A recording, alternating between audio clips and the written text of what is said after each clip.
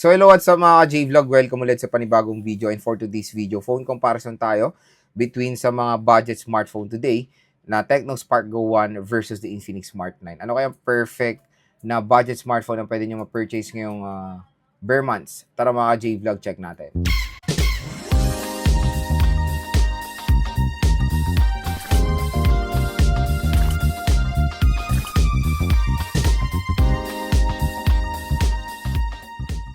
For today's video, tutulungan ko kayo mag-decide kung ano bang perfect na i-purchase na smartphone or budget smartphone ngayon.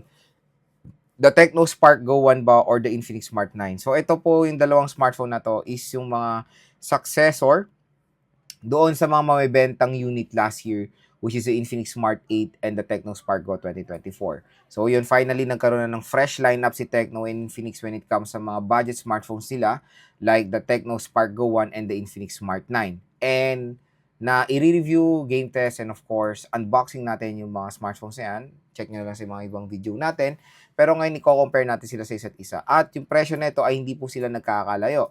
Si Infinix Smart 9 ay kaka-release lang dito sa Philippines. Recently lang siya na-release. Mas nauna si Tecno Spark Go 1. Si Tecno Spark Go 1 September, si Infinix Smart 9 is ngayong October. Mas malang nandi hamak when it comes sa SRP ang Infinix Smart 9. Dahil isa lang ata for today or isa pa lang ata for now ang variant na magiging available 3GB64 na almost 4,000 pesos. Tapos si Tecno Spark Go 1, the 3GB64GB niya is 3,500. Pero si Infinix Smart 9, ito ay nakuha natin to ng super below SRP niya dun sa launch date, nasa 2.8, pero ngayon tinignan ko back to back to 3.8 ang Infinix Smart 9. So malay nyo naman ngayon magsisale din si Shopee baka makuha nyo sila ng mas mura sa payday, pero kung di hamak when it comes sa SRP, mas mura po si Tecno Spark Go 1. Ang maganda rin sa Tecno Spark Go 1 is meron siyang mas mataas na variant which is 4GB 128 na yun yung hindi nagkakalayo talaga doon sa presyo ng Infinix Smart 9 na meron 3GB64 na almost 4,000 pesos. Reminder lang, yung sinasabi ko is the SRP or the suggested retail price. Pero when it comes sa presyo nila sa Shopee ay meron pong mas mura siya kumbaga. Lalo na yung Tecno Spark Go 1. So, makukuha nyo siya ng below SRP. I think nakikita ko siya minsan sa Shopee ng 3.2, mga ganyan. Tapos yung 4GB 128 nasa 3.7, mga ganyan lang naman yung laro niya. Kaya sa presyo talaga maraming nagde-decide ano ba ang perfect na bilhin dito sa dalawang smartphone na to. Next mga J-Vlog is gusto ko i-share sa inyo yung mga yung mga advantages nila sa isa't isa and yung kanilang difference and yung kanilang similarities. Number 1 tayo sa screen muna tayo. Sa screen, ito po pareho sila sa screen display, resolution and refresh rate. Both ay merong 6.67 inches, IPS LCD display na may resolution na HD+, 720 by 1600 pixels sa merong 120Hz screen refresh rate. Sa chipset, medyo both din sila na Android Go Edition, Android 14 Go Edition. Since ito po yung mga Smart and Go series, expect nyo na Go Edition tong dalawang smartphone na to. Susunod sa chipset, malayo sila. The Tecno Spark Go 1 is Unisoc chipset, Unisoc T615, compare sa Infinix Smart 9 na MediaTek Helio G81. Marami nagsasabi na mas prefer nila yung G81 chipset dahil sa GPU na Mali G52 MC2 na mas malakas daw sa Mali G57 MP2 ata MP1. Mali G57 MP1 ata tong Tecno Spark Go 1. So yes, sinignan ko rin naman na mas angat lang ng konti yung MediaTek Helio G81. Pero when it comes sa actual comparison ng dalawang smartphone na to be honest, wala namang ganun kalayong difference when it comes sa real time. Hindi sila ganun nagkakalay. Pareho namang snappy when it comes sa navigation, opening of apps, and both smartphone ay capable naman mag-handle ng mga games or modern games today. Especially the Mobile Legends, Call of Duty Mobile, Genshin Impact kaya siguro sa mga lowest settings lang.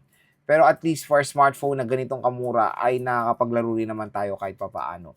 So when it comes sa chipset, for me, pareho maganda naman. Nagkakaroon lang sila ng pareho maganda with different brands, di ba? Next sa camera specs is same lens. 13 megapixel ang main camera and the front camera is 8 megapixel. Pero syempre, magkaiba sila ng setup ng camera. Mas yung iba siguro mas i-prefer yung camera ng ano, ng iPhone, yung camera ng Tecno Spark Go 1 kasi mukha siyang iPhone, 'di ba, yung diagonal shape. Ito yung Infinix Smart 9. Wala na kasing Spark Go 1 ko eh. So ito yung Infinix Smart 9. Maganda naman for me rin yung design nito, yung camera module niya. Kaya ako pipiliin Infinix Smart 9 or the Tecno Spark 1. For me, mas better option or for me, mas better yung design ng camera nito. Itong Infinix Smart 9. Mukha siyang, ano, especially this color, mukha siyang iPhone 15 Pro Max, mga ganyan. So, next sa design. Sa design, for me, pareho maganda. Pareho silang mukhang iPhone, to be honest. Yung iPhone, yung Tecno Spark 1, kamukha niya yung mga base model, 13, 14, and 15. Tapos sa Infinix Smart 9, kamukha niya yung mga Pro model like the 15 Pro Max. Sige nyo naman to. Ito yung natural titanium. So, ito yung mukhang natural titanium na Infinix Smart 9. Solid, maganda naman design. Biruin nyo sa mga ganyang kamurang smartphone or price tag, nakakapag-provide sila ng napagandang design. So, iPhone lookalike. Sa speakers, same na same, dual steer speakers. Finally, nakahabol na rin ng Infinix. Dahil sa Infinix Smart 9 ay dual steer speakers na rin na hindi natin makikita sa Smart 8. Meron lang siyang 300% volume capability with single speaker na I think hindi yun maganda. Aanin mo naman yung lakas ng speaker mo kung hindi naman maganda yung bass, di ba? Dito, binalance na, stereo speakers, and maganda yung loudness. So, both maganda naman yung speakers ng Tecno Spark Go 1 and the Infinix Smart 9. Next, dito sa battery and the fast charging rate. Ito is very important, especially sa ganitong mga smartphone with 5,000 mAh battery. Both ay 5K battery, nagkaiba lang sila sa charging rate. Mas ipiprefer ko, of course, ang charging rate ng Tecno Spark Go 1 dahil support niyang 15 watt, at least 15 watt fast charging compare sa Infinix Smart 9 na sad to say slow charging siya na 10 watts. So, yon, mas ipiprefer ko or mas gugustuhin ko yung fast charging capability ng Tecno Spark Go 1 compare dito sa Infinix Smart 9. Mas malaking tulong yan, of course. And dapat talaga sa mga ganitong event, sa mga ganitong presyo, kung lalagyan nyo ng 5K battery na naka Type-C, gawin nyo na at least 15 watts para mas mabilis ang charging. Kasi aanin mo ang Type-C kung hindi naman mabilis mag-charge at hindi mabilis mag-data transfer. Yun ang pinaka-main purpose. Pero yun ang pinaka-main purpose ng USB Type-C. Kung lalagyan mo ng Type-C, slow charging din. So, parang use lang ng Type-C is for universal type and for for reversible, di ba? For smartphone, I think the purpose of USB Type-C is for fast charging. Okay? Yun ang mga J-Vlog advantages sila sa isa't isa. Hopefully, nakatulong to sa inyo kung sa inyong buying decision when it comes sa Tecno Spark Go 1 and the Infinix Smart 9. Then mga ka-J-Vlog, ang pinaka-main na tanong kung ano ba ang mas sulit na purchase. The Tecno Spark Go 1 ba or the Infinix Smart 9? To be honest, kung ako tatanungin, mahirap talaga mag-decide dito sa dalawang smartphone na to. Kasi ito yung ito talaga yung magkalaban eh. Literal na magkalaban. At literal din na konti lang difference at marami ring similarities. Kung ako tatanungin, for me, I'll go for the Tecno Spark Go 1. Ang pinaka main na naging decision ko dyan is sa fast charging rate.